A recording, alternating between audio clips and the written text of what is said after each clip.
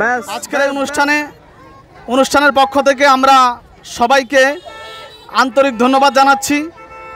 সকলের ব্যস্ততা ফেলে রেখে আমরা আজকের এমন একটা বৃক্ষরোপণ কর্মসূচিতে এখানে আন্তরিকতা ভালোবাসা দিয়ে আসতে পেরেছি, এজন্য সকলকে ধন্যবাদ। একাডেমি কর্তৃক আয়োজিত বৃক্ষরোপণ কর্মসূচি অনুষ্ঠিত হচ্ছে।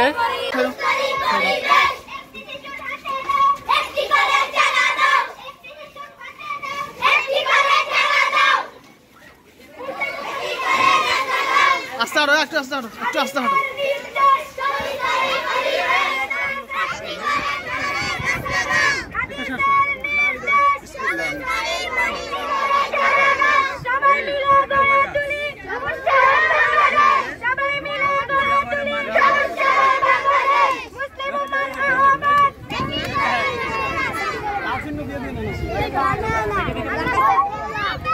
এই বাচ্চাগুলোর একটু পিছে রাখেন না, একটু পিছে রাখেন, সবাই সামনে দিয়ে দিচ্ছে একবারে।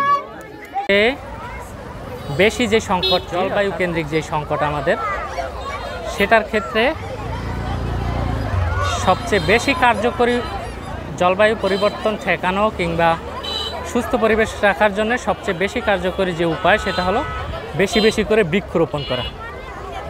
সেই কর্মসূচি নিয়েই আমাদের ডেমরার ঐতিহ্যবাহী প্রতিষ্ঠান একদিন আগে তারা বিভিন্ন জায়গা থেকে এক একটি করে অথবা কেউ দুটি করে গাছ সংগ্রহ করে রেখেছে আজকে রোপণ করার জন্য।